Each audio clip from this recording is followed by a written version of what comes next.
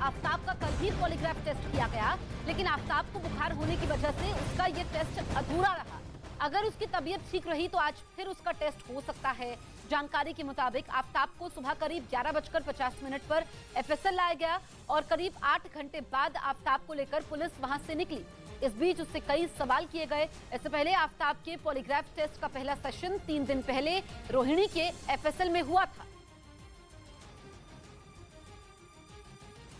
गुरुवार की सुबह आफ्ताब को सुबह 11:50 पर फॉरेंसिक साइंस लैब ले जाया गया और करीब 12:30 बजे उसका टेस्ट शुरू हुआ। आफ्ताब करीब 8.5 घंटे बाद फॉरेंसिक लैब से बाहर निकला। टेस्ट के समय उससे कई सवाल भी पूछे गए, लेकिन सूत्रों का दावा है कि तबीयत खराब होने की वजह से फॉरेंसिक टेस्ट पूरा नहीं हो पाया। ऐसे में बुखार ठीक होने के बाद आफ्ताब को फिर से एफएसएल ले जाया जाएगा। दावा ये भी किया जा रहा है कि दिल्ली पुलिस की टीम आज भी आफ्ताब को टेस्ट के लिए लैब ले जा सकती है।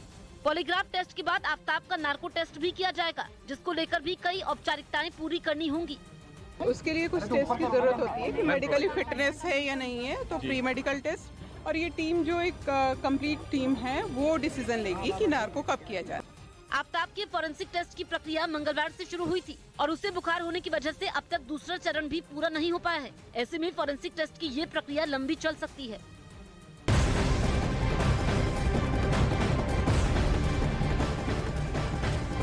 श्रद्धा मर्डर केस में बड़ी खबर मुंबई से आ रही है। मुंबई के पास भाईंदर की खाड़ी में महाराष्ट्र और दिल्ली पुलिस आज भी सर्च ऑपरेशन चलाएगी।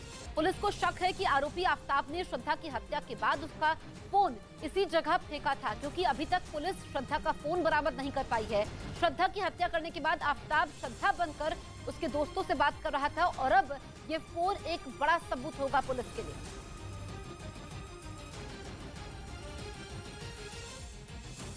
दिल्ली में जहां मेहरौली के जंगल और तालाब में सबूतों की तलाश में पुलिस खाक छानती नजर आई, वहीं महाराष्ट्र के पालघर में भी श्रद्धा मर्डर केस के सबूत ढूंढे गए। वसई में भयंदर की खाड़ी में दिल्ली और वसई पुलिस ने मिलकर सर्च ऑपरेशन चलाया।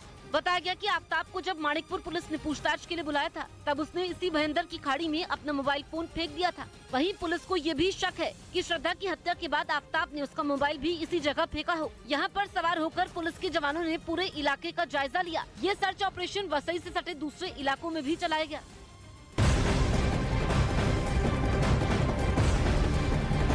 श्रद्धा मर्डर केस से जुड़ी बड़ी खबर सामने आ रही है, जिसमें फ्लैट से नाखून और बाल बरामद हुए हैं, जिनको फॉरेंसिक जांच के लिए भेजा गया और अब पुलिस को जांच रिपोर्ट का इंतजार भी है। न्यूज 18 के आनंद तिवारी की खबर है।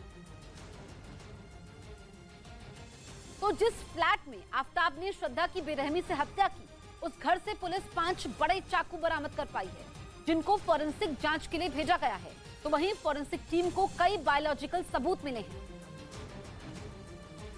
इन सबूतों को लेकर दावा किया गया कि इसमें फ्लैट से नाखून और बाल बरामद हुए हैं, जिनको जांच के लिए फॉरेंसिक विभाग को भेजा गया है और ये पता लगाने की कोशिश हो रही है कि ये बाल और नाखून किसके हैं, क्योंकि पूछताछ और जांच के समय निकलकर सामने आया था कि 18 मई को श्रद्धा की हत्या के बाद आफ्ताब कई लड़कियों को लेकर फ्लैट पर आया था।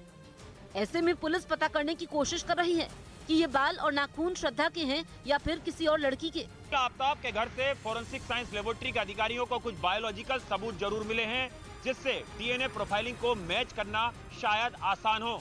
ये बायोलॉजिकल सबूतों में घर से मिले नाखून और बाल भी शामिल हैं।